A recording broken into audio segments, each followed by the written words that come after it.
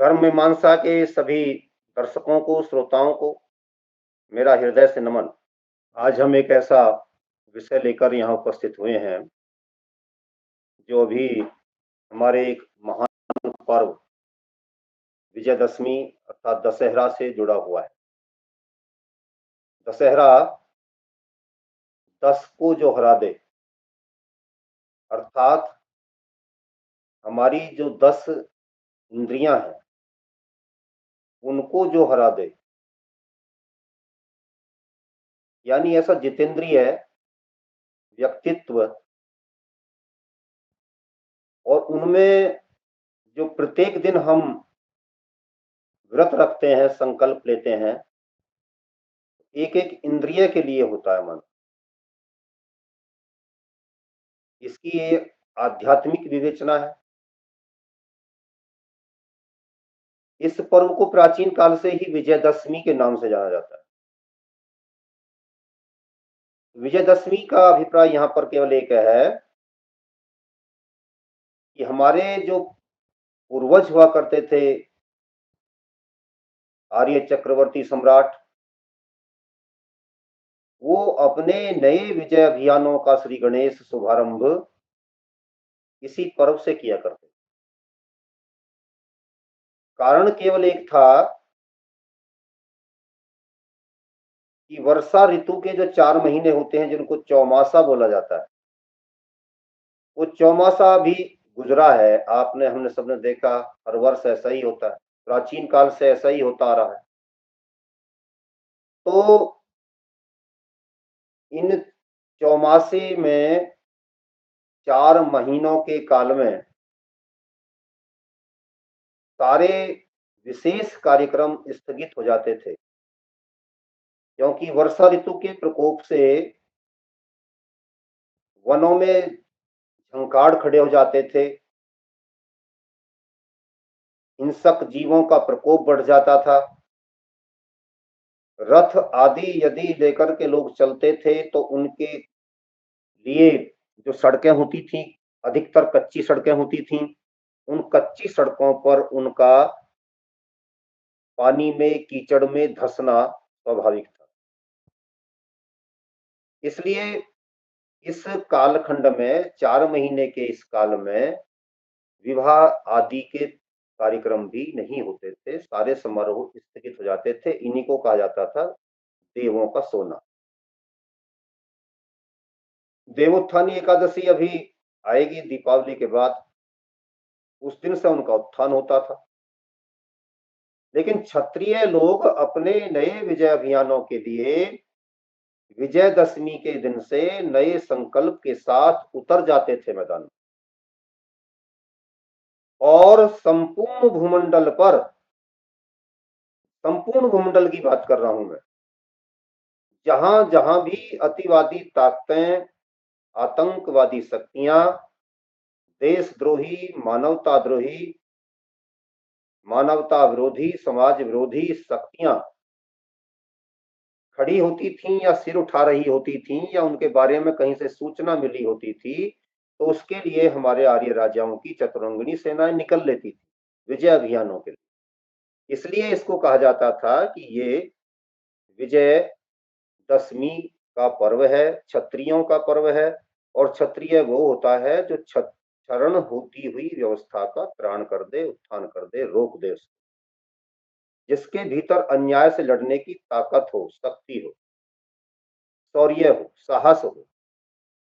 ऐसे व्यक्तित्व के धनी हमारे राजा, हमारे क्षत्रिय लोग विजयदशमी के दिन से ये कार्यक्रम आरंभ करते थे। आज भी हम देखते हैं गांव देहात में, और जहां जहां भारतीय संस्कृति अभी अपने आप में कहीं अक्षुण्ण अवस्था में बनी हुई है, टूटी फूटी नहीं है, वहां पर लाठियों तक में लोग तेल लगाते हैं, और दूसरे जो भी हथियार उनके पास होते हैं उन पर भी वो, उनको भी भांजते हैं, मांजते हैं, साफ करते हैं। सेना में विशेष रूप से इस त्योहार को मनाया जाता है, क्योंकि प्राचीन परंपरा आज तक वहां पर बनी हुई है। परंतु इसके साथ एक और बात जो जोड़ दी जाती है कि रामचंद्र जी ने इस दिन रावण पर विजय प्राप्त की। तो मैं यहाँ पर यह स्पष्ट करना चाहता हूं कि रामचंद्र जी से तो और भी प्राचीन काल से इस पर्व को मनाया जाता रहा है। रामचंद्र जी के कालखंड पर यदि विचार करते हैं तो ये भारतवर्ष, जिसका सृष्टि संवत 1 अरब 96 करोड़ 8 लाख 53 हजार 125 का इस समय है। संसार के जितने भी संवत चल रहे हैं उन सब में अधिक सर्वाधिक प्राचीन संवत भारत का है और प्रामाणिक है। इसके अनुसार सृष्टि को बने लगभग 1 अरब 97 करोड़ वर्ष हो गए। इतने वर्ष से हम एक एक दिन का की काल गणना रख करके चल रहे हैं। ये हमारा जो वैदिक सृष्टि संवत है ये स्पष्ट करता है। तो रामचंद्र जी कब हुए? रामचंद्र जी के बारे में जो अब 7वां मनवंतर चल रहा है और 7वें मनवंतर की ये 28वीं चतुर्युगी है। तो 28वीं चतुर्युगी के लिए लोगों का मानना है, विद्वानों का कहना है कि यदि रामचंद्र जी इस मनवंतर की 7वें मनवंतर की पहली चतुर्युगी में हुए तो 12 करोड़ वर्ष से अधिक रामचंद्र जी को आए हो गए। कुछ विद्वानों की मान्यता है कि उनका प्रादुर्भाव, उनका धरती पर आगमन जो हुआ वो 22वीं चतुर्युगी, 7वें मनवंतर की 22वीं चतुर्युगी में हुआ। तो एक चतुर्युगी में 43 लाख 20 हजार वर्ष होते हैं और अब 28वीं चल रही है तो 6 चतुर्युगी पहले रामचंद्र जी का आगमन हुआ तो भी करोड़ों वर्ष में चली जाती है बात। लेकिन जो सर्वाधिक मान्यता प्राप्त प्रचलन है वो है कि इसी चतुर्युगी के त्रेता काल में, जो त्रेता काल चल रहा था उस समय रामचंद्र जी का आगमन हुआ। त्रेता के 1 लाख वर्ष थे लगभग उस समय। बीच में 8 लाख 64 हजार वर्ष का द्वापर चला जाता है और 5 हजार वर्ष के करीब अब कलयुग को हो जाते हैं।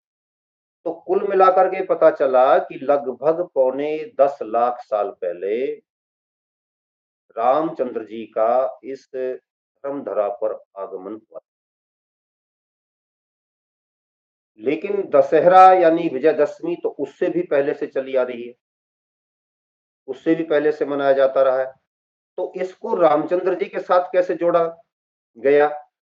और क्या ऐसा संभव है कि इसी दिन रामचंद्र जी और रावण का युद्ध हुआ हो? इस पर भी विचार करना अपेक्षित है।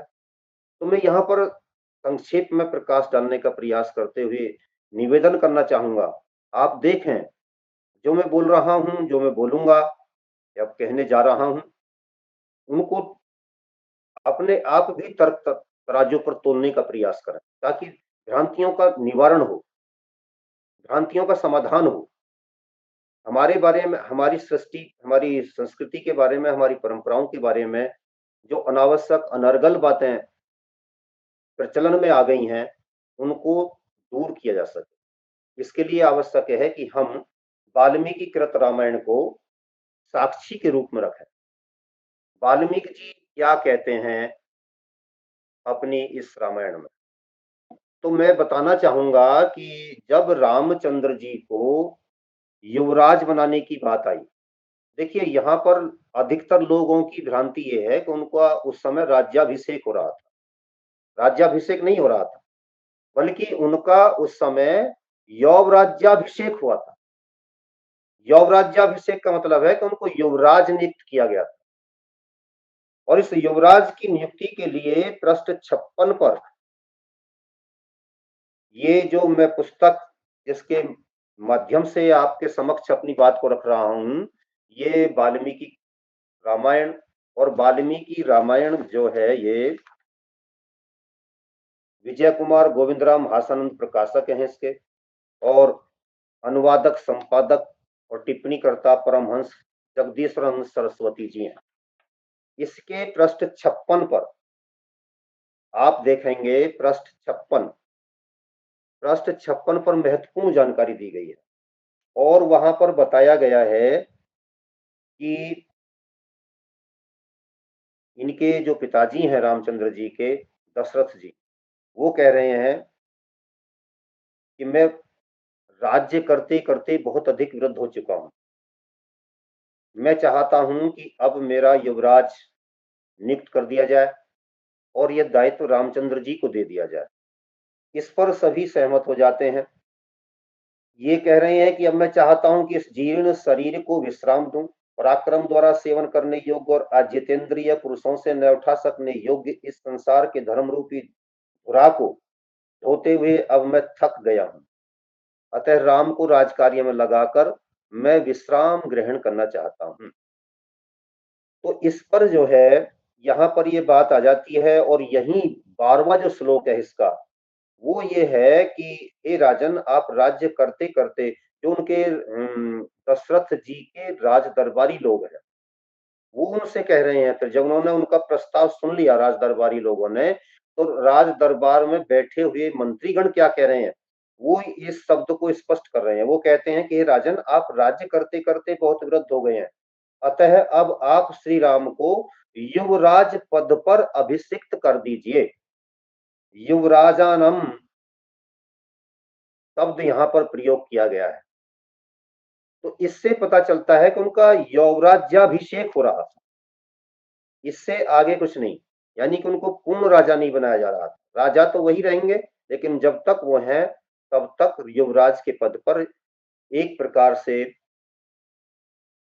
उपराष्ट्रपति कहिए या प्रधानमंत्री कहिए, लेकिन प्रतीकात्मक रूप में राजा को भी रहना था। दूसरी बात यहाँ पर मैं कहना चाहूंगा कि तब जब ये बात स्पष्ट हो जाती है, तो इसी पुस्तक के पृष्ठ 58 पर एक महत्वपूर्ण जानकारी दी गई है और वो बताती है हमको कि इनका यौवराज्याभिषेक का ये शुभ मुहूर्त कौन से समय में आ रहा था, कौन से महीने में आ रहा था।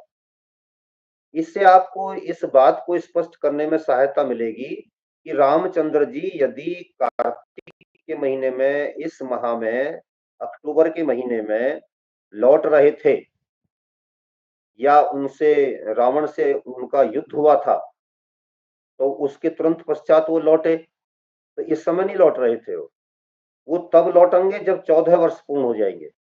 और ये अगले वार्तालाप में मैं स्पष्ट करूंगा। तो यहाँ पर ये क्या कह रहे हैं, चैत्र है श्रीमानयम मास है पुण्य पुष्पित कानन है, यौवराज्याय रामस्य सर्वमेवोपकल्पयिताम।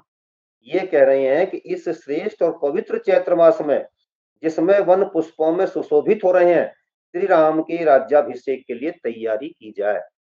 ये ऐसा आदेश हमारे राजा दशरथ जी दे रहे हैं। इससे पता चलता है कि जो कार्यक्रम हो रहा था वो चैत्र के महीने में हो रहा था और उस समय षष्ठी तिथि को पुष्य नक्षत्र का योग बन रहा था। पुष्य नक्षत्र में ये कार्यक्रम संपन्न होना था।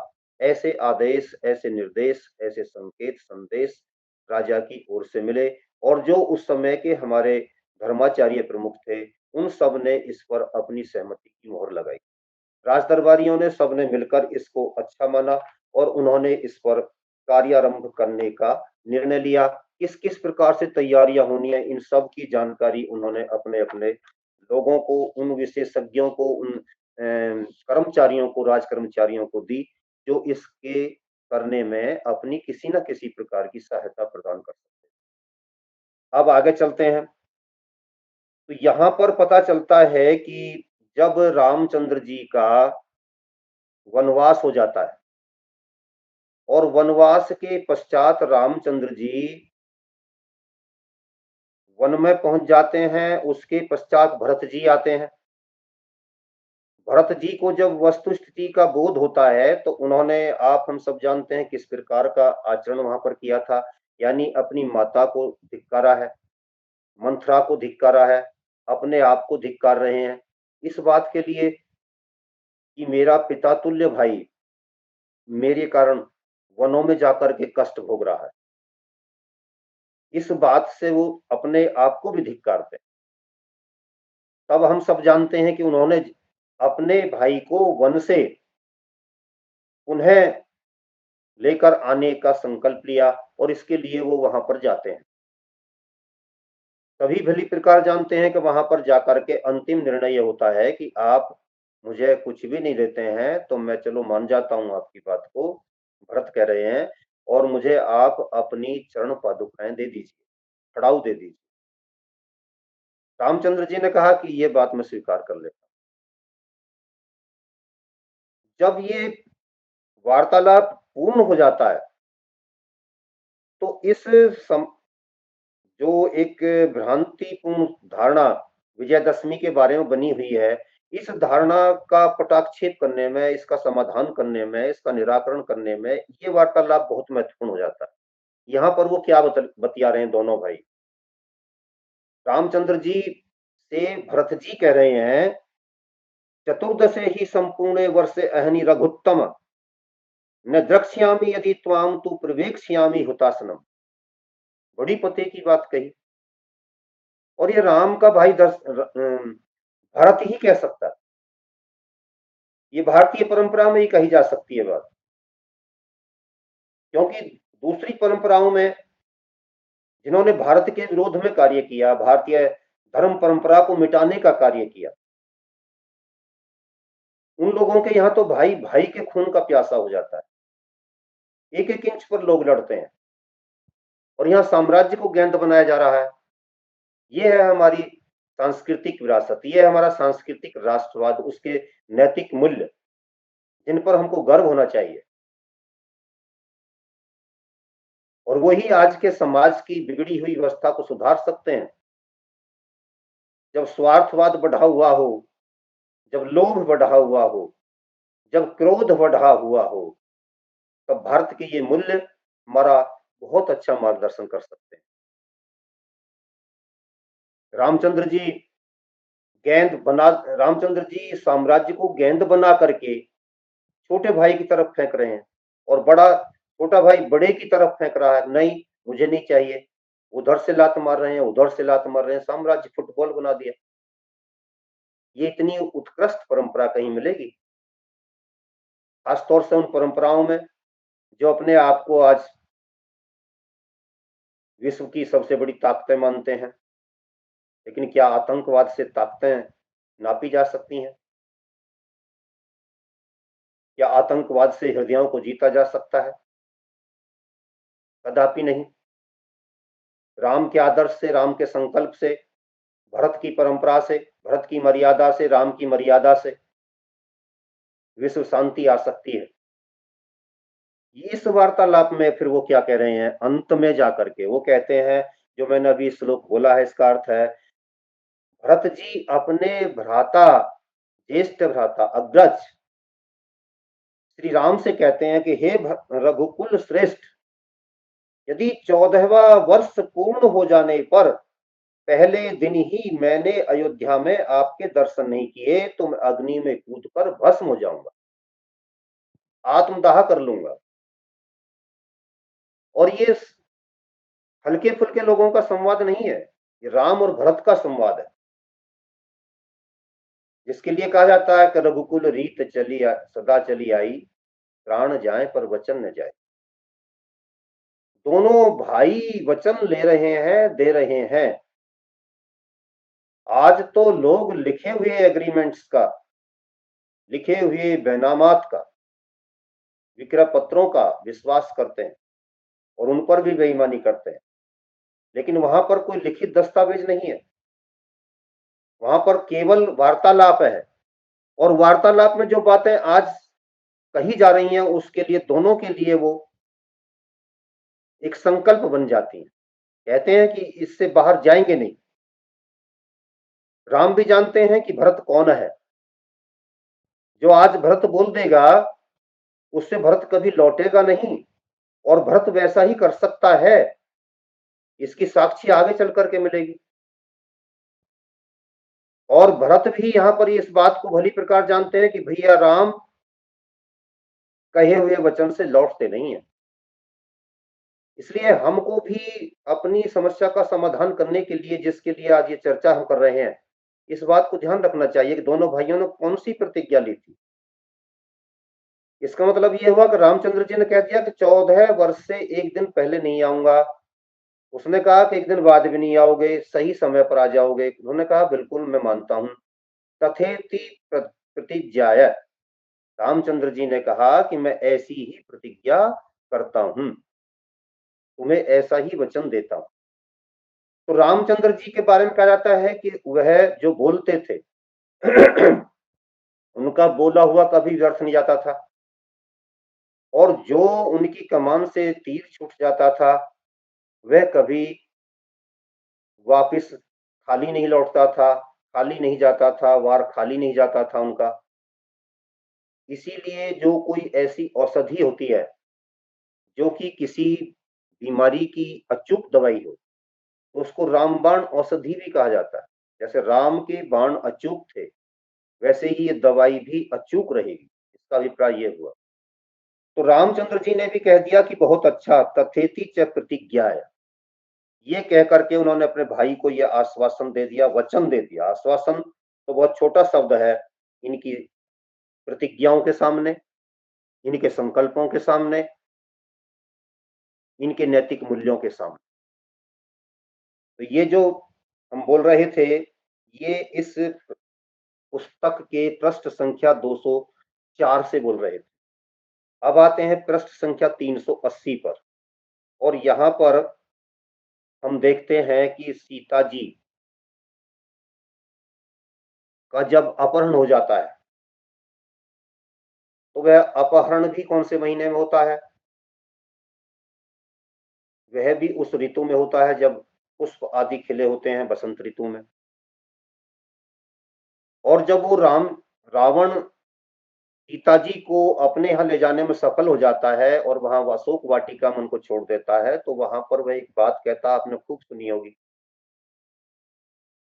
और वो कौन सी है कि वो कहता है कि मैं तुझे 1 वर्ष का, 12 महीने का समय देता हूँ, या तो तेरा राम इतनी देर में आ जाएगा, अन्यथा तो तुझे उस समय मेरी अर्धांगिनी बनना ही पड़ेगा। ये बात वहां पर वो कहता है। जब हनुमान जी पहुंच जाते हैं और वो सीता जी से वार्तालाप करने में, उनका पता लगाने में सफल हो जाते हैं, तो वहां पर भी वो एक बात कहते हैं कि उन्होंने, सीता जी उनसे कहती हैं कि मुझे इसने 12 महीने का टाइम दिया था हनुमान जी, मेरे राम से जाकर के कहना कि अब उसमें केवल 2 ही माह रह गए। और जिस समय वो वहां पर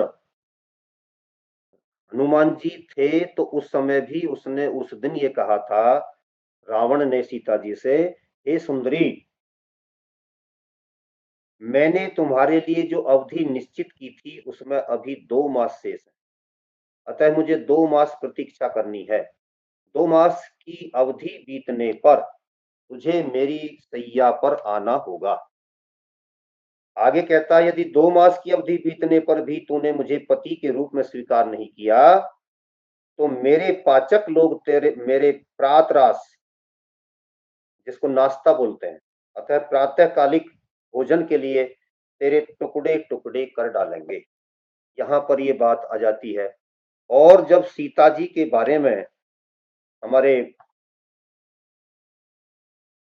हनुमान जी इस बात को आकर के रामचंद्र जी को बताते हैं और इस सूचनाएं देते हैं, तो उस समय रामचंद्र जी को वो ये भी बताते हैं कि महाराज, अब सीता जी के पास 2 महीने से भी कम का समय रह गया है, इसलिए युद्ध के लिए तैयारी करनी चाहिए। आप और हम सभी जानते हैं कि उत्तरा फाल्गुनी नक्षत्र में सीता जी का जन्म हुआ था,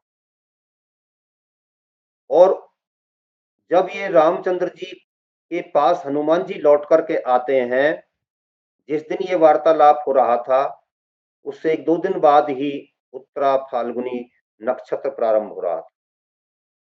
तो रामचंद्र जी ने किसी मुहूर्त की प्रतीक्षा नहीं की, बल्कि उन्होंने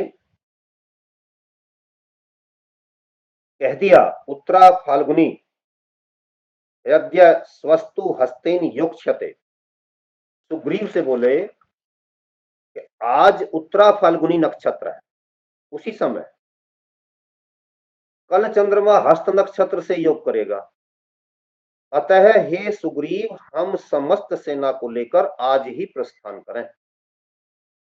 यानी कार्यारंभ उसी समय उसी क्षण आरंभ हो गया। संयोग की बात थी कि जिस दिन सीता जी का जन्म दिवस था उसी दिन ये वार्तालाप हो रहा था, और सीता जी के जन्म दिवस को ही रामचंद्र जी ने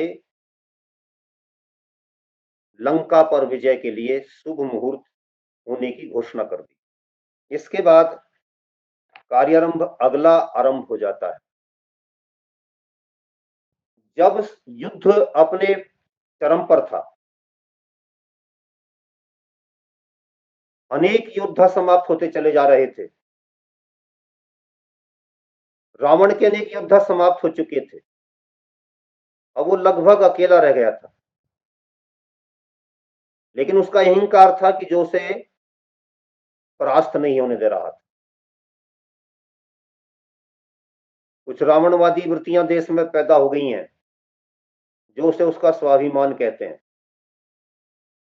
लेकिन ये उसका अभिमान था, अहंकार था, और वह अहंकार उसे झुकने नहीं दे रहा था, वो विनाश की ओर ले जा रहा था। अहंकार में और स्वाभिमान में यही अंतर होता है। अहंकार अंधकार की ओर ले जाता है, स्वाभिमान ज्ञान और विवेक पूर्ण निर्णय लेते हुए अपने आप को भी और संपूर्ण मानवता को भी प्रकाश की ओर ले चलने के लिए प्रेरित करता है, लेकर के भी चलता है, क्योंकि वो बहुत शांत होकर के निर्भीकता पूर्वक अपने शौर्य और पराक्रम का प्रदर्शन करते हुए निर्णय लेते हैं। ऐसे लोग इतिहास में मर्यादा पुरुषोत्तम राम बन जाते हैं, योगीराज श्री कृष्ण बन जाते हैं, सबके आदर्श बन जाते हैं, युग युग के लिए आदर्श बन जाते हैं। तो यहां पर जब रावण अकेला रह जाता है तो उनका मंत्री सुपार्श उससे बड़े पते की बात कह रहा है, जो हमें आज की इस अपनी जटिल पहेली के उत्तर के रूप में बहुत कुछ स्पष्ट कर जाता है। वो कहता है कि आज कृष्ण पक्ष, चैत्र कृष्ण पक्ष की चतुर्दशी है।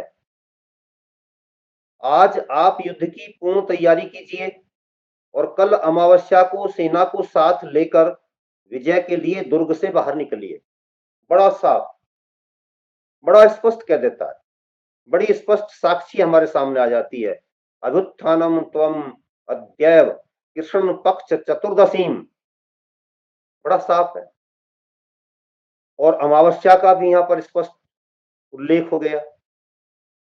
इससे पता चलता है कि जो युद्ध हुआ वो अमावस्या के दिन हुआ और कृष्ण पक्ष की चतुर्दशी के दिन रावण अपने मंत्री सुपार्श से ये मंत्रणा कर रहा था, या कहिए कि रावण का मंत्री इस दिन उनको ये परामर्श दे रहा है। यहां से एक साक्षी और हमको मिल गई, हमको पता चला कि सच्चाई क्या थी। अब जब युद्ध हो जाता है और अमावस्या के दिन शुक्ल पक्ष फिर अगले दिन से आरंभ हो जाता है। शुक्ल पक्ष में जो षष्ठी तिथि है उसी दिन रामचंद्र जी के वनवास के 14 वर्ष पूर्ण हो रहे थे। यानी कि जब रामचंद्र जी के वनवास के मात्र 6 दिन रह गए थे तब रामचंद्र जी ने रावण का वध किया। उसके पश्चात कहीं आपको यह उल्लेख नहीं मिलता कि रामचंद्र जी रावण का वध करने के पश्चात 2-4-6 महीने लंका में रहे थे। कहीं भी ये उल्लेख नहीं है। एक भ्रांति ये हो सकती है कि युद्ध तो दशहरा के दिन समाप्त हो गया था और रामचंद्र जी उसके बाद वहां कई महीने रहने के पश्चात फिर बाद में लौटे। नहीं है कहीं ऐसा कोई प्रमाण। बल्कि रामचंद्र जी तुरंत जो है वहां पर विभीषण से ये अनुरोध करते हैं। अनुरोध इसलिए कह रहा हूं कि वो भी अब राजा हो गए विभीषण, इसलिए राजा से विनम्रता के साथ रामचंद्र जी संवाद स्थापित करते हुए कहते हैं कि अब आप हमारा यथाशीघ्र लौटने का प्रस्थान प्रबंध कीजिए। प्रबंध करवा रहे हैं तो यहां पर यह भी कहते हैं कि मेरा भाई भरत जो है, जो उसने प्रतिज्ञा की थी कि यदि आप 14वें वर्ष के पहले दिन उपस्थित नहीं हुए दाह कर लूंगा, उस बात को वो पूरी तरीके से याद कर रहे हैं और कह रहे हैं कि भाई वो ऐसा कर सकता है, इसलिए तुम मुझे जल्दी से जल्दी यहां से अब लौट जाने दीजिए। तो वो फिर ये कहते हैं कि मेरे पास ऐसा इंतजाम है, पुष्पक विमान है, साधन है, जो आपको केवल एक दिन में ही यहाँ से वहां पहुंचा देगा। और उसी के माध्यम से रामचंद्र जी वहां लौटे। जब वो लौटे हैं तो लौटने वाले दिन पंचमी तिथि थी।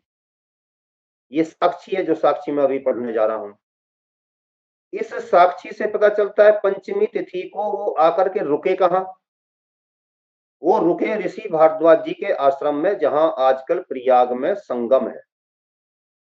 यहां पर ऋषि भारद्वाज जी का आश्रम हुआ करता था।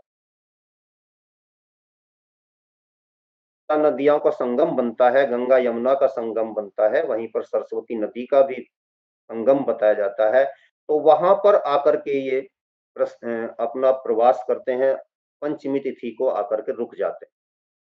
उसी दिन भरत जी के पास रामचंद्र जी दूत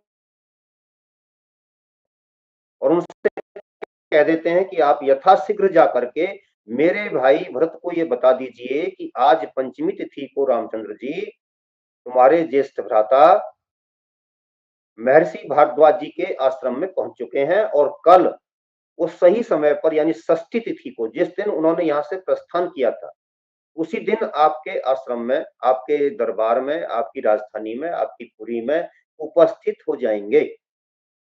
इससे कोई भी अशुभ घटना घटित होने की यानी कि भरत के आत्मदाह करने की कोई संभावना नहीं रहेगी। इस बात को पक्की करने के लिए रामचंद्र जी ने हनुमान जी को दूत के रूप में भेज दिया और वो जाकर के वहां पहुंच जाते हैं, हम सभी जानते हैं। तो अब ये पंचमी तिथि होने का और शुक्ल पक्ष या चैत्र माह के होने का जो प्रमाण है वो यहाँ भी मिलता है। और 561 पर इस पुस्तक में लिखा गया है, भरद्वाज के आश्रम में ये पहुंचते हैं। पूर्णे चतुर्दशे वर्षे पंचम्याम लक्ष्मण अग्रज है भरद्वाज आश्रमम प्राप्त ववंदे नियतो मुनिम। ये बात यहाँ पर कही गई है। इसका अभिप्राय है कि वनवास के 14 वर्ष पूर्ण हो जाने पर चैत्र शुक्ल पंचमी, यहाँ पर कार्तिक माह या ये अक्टूबर माह के लगभग आने वाले हमारे हिंदी माहों के बारे में कुछ नहीं कहा गया, सीधे सीधे चैत्र माह के बारे में कहा। उस दिन रामचंद्र जी वहां से लौट आए थे और देखिए मैं जो प्रारंभ में कह रहा था कि 14 वर्ष जब भी पूर्ण होंगे तो उसी माह में पूर्ण होंगे जिस माह में प्रस्थान किया। और ये प्रमाण बता रहा है कि जिस समय उनको राज्याभिषेक, यौवराज्याभिषेक उनका करने की तैयारी की जा रही थी, उस समय भी चैत्र शुक्ल पंचमी षष्ठी का योग बन रहा था, षष्ठी का योग बन रहा था। और के लिए भी वो अब ये स्पष्ट कर रहे हैं कि मैं आज पंचमी तिथि को, चैत्र शुक्ल की पंचमी तिथि को यहाँ पर पहुंच चुका हूं और कल षष्ठी तिथि में सही समय पर, सही अपने वचन के अनुसार सही समय पर अयोध्या में प्रवेश कर जाऊंगा। इससे सबसे क्लियर हो जाता है, स्पष्ट हो जाता है कि रामचंद्र जी अयोध्या कब लौटे।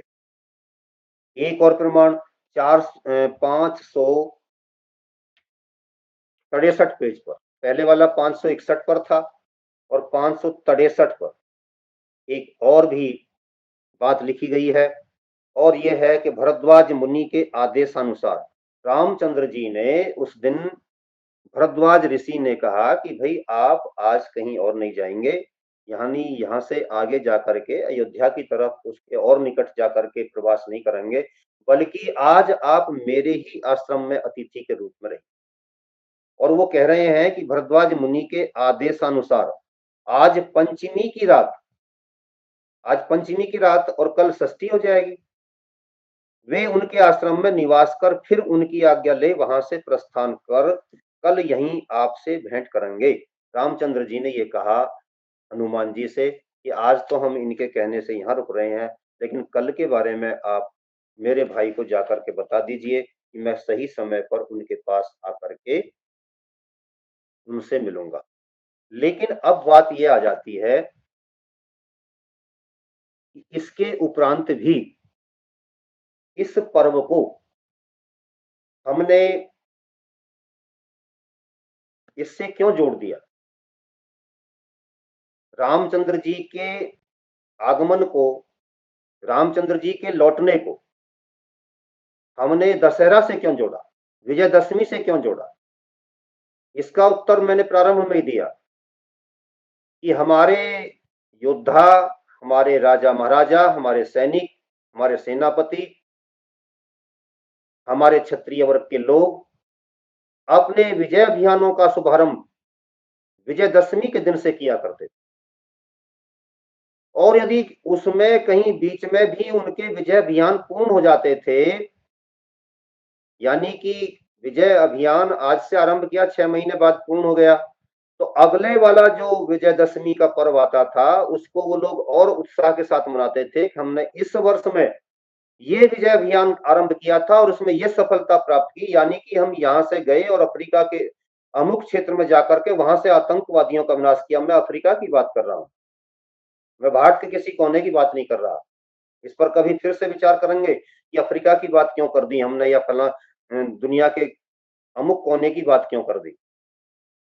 तो ये सारी चीजें स्पष्ट करती हैं कि उस वर्ष का विशेष विजय दिवस, जैसे आपने पाकिस्तान पर लाल बहादुर शास्त्री जी के नेतृत्व में विजय प्राप्त की, तो उनके उस तिथि को 16 दिसंबर को हम आज तक विजय दिवस के रूप में मनाते हैं। यहाँ तक कि क्या उनकी जो समाधि दिल्ली में बनी हुई है राजघाट पर, उसको भी हम विजय घाट कहते हैं। तो ये विजयदशमी हमारे प्रत्येक विजय अभियान के साथ जुड़ जाती थी, और प्रत्येक महाअभियान, प्रत्येक महायोद्धा, प्रत्येक आर्य राजा इस दिवस के साथ आकर के संधि कर लेता था कि आज हम उस दिवस को भी अच्छे तरीके से मनाते हैं। तो यदि ये इसके साथ आकर के जुड़ जाती है तो इसे इस दृष्टिकोण से हमें देखने की आवश्यकता है। प्रत्येक घटना के पीछे, प्रत्येक पर्व के पीछे कोई ना कोई महत्वपूर्ण घटना होती है, कोई ना कोई ऐतिहासिकता होती है। उन ऐतिहासिक तत्वों को, ऐतिहासिक साक्ष्यों को, ऐतिहासिक दृष्टिकोणों को भारत के सांस्कृतिक राष्ट्रवाद के निर्माण के परिप्रेक्ष्य में, उसके दृष्टिगत हमें सही संदर्भ में प्रस्तुत करने की आज के परिप्रेक्ष्य में आवश्यकता है। आज जब चारों ओर आतंकवादी शक्तियां खड़ी हुई दिखाई दे रही हैं, भारत को मिटाने वाली शक्तियां खड़ी हुई दिखाई दे रही हैं, तो हमें विशेष रूप से इस पर काम करने की आवश्यकता है। और विजयदशमी से निकलने वाले उसी संदेश को अपनाने की आवश्यकता है। इसको मनाते क्यों थे, इसका आज का मनाने का औचित्य क्या है, इस पर हथियार क्यों भांजे जाते हैं, और क्या हमारी परंपरा थी, क्या हमारा सांस्कृतिक राष्ट्रवाद था, क्या हमारे ऋषियों, महर्षियों, संतों, महात्माओं, राजा महाराजाओं, चक्रवर्ती सम्राटों का उद्देश्य था, उस सब को दृष्टिगत रखते हुए इस पर्व को सही संदर्भ में मनाने की आवश्यकता है, ताकि देश विरोधी ताकतों का विनाश करने के लिए हम सामूहिक रूप से सामूहिक प्रयास कर सकें। इन्हीं शब्दों के साथ मैं वाणी को विराम देता हूं। जय हिंद, जय भारत।